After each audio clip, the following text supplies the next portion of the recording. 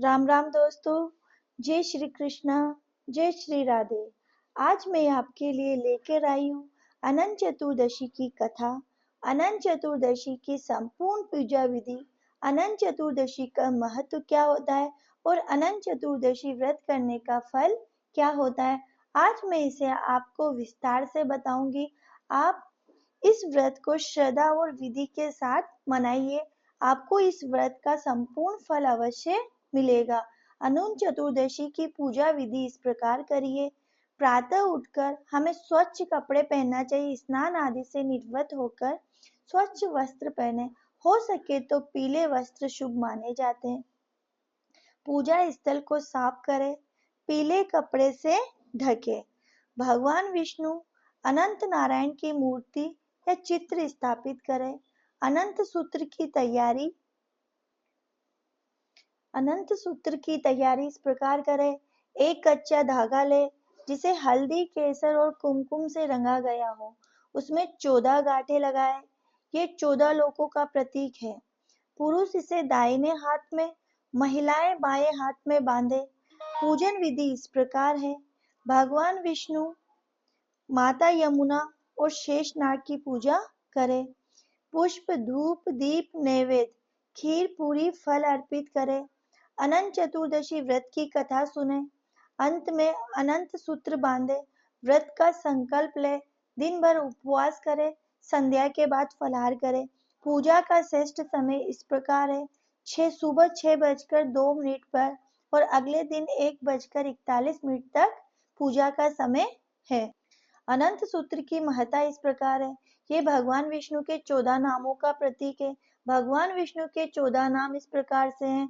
भगवान विष्णु के जो 14 नामों को अनंत चतुर्दशी के दिन सविधि या मन से सुन लेता है, भगवान विष्णु उसका कल्याण कर देते हैं। भगवान विष्णु के 14 नाम इस प्रकार है।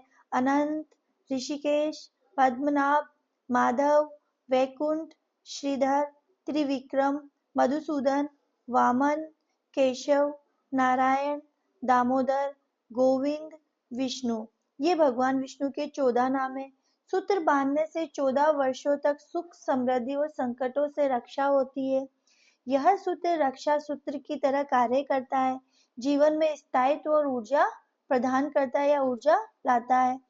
अनंत चतुर्दशी व्रत के अनंत लाभ है। इस व्रत का फल भी बड़ा ही फलदायी या सुखदायी होता है। धन, वैभव और खोई हुई समृद्धि वापस प्राप्त हो जाती है।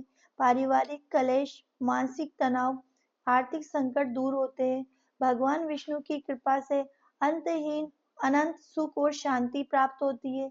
यह व्रत पांडवों को भगवान कृष्ण के द्वारा बताया गया था, जिससे उन्होंने अपना खोया हुआ राज्य पुनः प्राप्त किया था।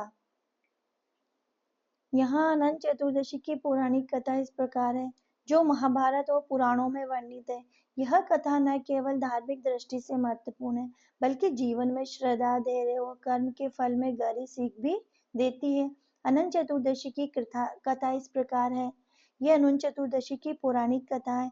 एक बार राजा युधिष्ठिर ने भव्य राजसूय यज्ञ का आयोजन किया। यज्ञ मंडप इतना अद्भुत था, जल और स्थल की भिन्नता समझना कठिन था। दुर्योधन भ्रमवश एक जलकुंड में गिर गया, जिसे लोग स्थल समझते थे। द्रौपदी ने इसका उपहास किया, अंधे की संतान भी अंधी। यह बात दुर्योधन के मन में बाण की तरह चुभ गई। अपमान का बदला लेने के लिए दुर्योधन ने शकुनी की सलाह पर पांडवों को जुए में हराया। उन्हें 12 वर्ष का वनवास और 1 वर्ष का अज्ञातवास भुगतना पड़ा।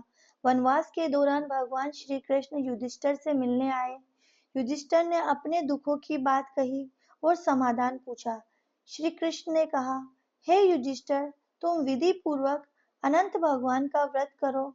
इससे तुम्हारा सारा संकट दूर होगा।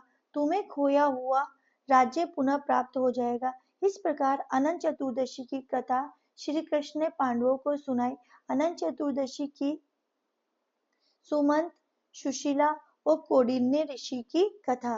प्राचीन काल में सुमंत नामक एक धर्मनिष्ठ ब्राह्मण था। उसकी पत्नी दीक्षा और पत्नी सुशीला थी। दीक्षा की मृत्यु के बाद सुमंत ने कर्कशा नामक स्त्री से विवाह किया। सुशीला का विवाह कौंडिन्य ऋषि से हुआ। विदाई में कर्कशा ने दामाद को ईंट और पत्थर दे दिए। कौंडिन्य दुखी होकर सुशीला को लेकर आश्रम की ओर चल दिए। रास्ते में एक नदी के किनारे विश्राम किया। वहीं सुशीला ने कुछ स्त्रियों को अनंत व्रत करते देखा। उन्होंने व्रत की विधि सीखी, 14 गांठों वाला अनंत सूत्र बना लिया। कौंडिन्य ने जब यह देखा तो उन्होंने इसे अंधविश्वास मानकर अनंत सूत्र को तोड़कर अग्नि में डाल दिया। इसके बाद उनके जीवन में दुखों का सिलसिला शुरू हो गया। धन की हानि, दरिद्रता, जगह जगह से अपमान मिलना शुरू हो गया। पश्चाताप करते हुए कौंडिन्य ऋषि वन में अनंत भगवान की खोज में निकल पड़े। कई दिन भटकने के बाद वो भूमि पर गिर पड़े। तब भगवान अनंत प्रकट हुए। हे कौंडिन्य, तुमने अज्ञानवश मेरा अपमान किया है। अब तुम पश्चाताप किया करो, मैं तुम्हें समृद्धि और सुख प्रदान करूंगा। कौंडिन्य ने व्रत किया और उनका जीवन पुनः सुखमय हो गया। हे भगवान अनंत की जय हो, भगवान विष्णु की जय हो, भगवान नारायण की जय हो। जो मेरी ये कथा सुन रहा है, भगवान उसका भी सब मंगल करे, उसके सभी इच्छाओं को पूरी करे। जय श्री कृष्णा, जय श्री राधे। जो भी गलती अगर मेरे से हो जाती है तो प्लीज उसकी क्षमा याचना कीजिए और मेरी कथा को ज़्यादा से ज़्यादा शेयर कीजिए। चैनल को लाइक कीजिए, शेयर कीजिए और सब्सक्राइब कीजिए।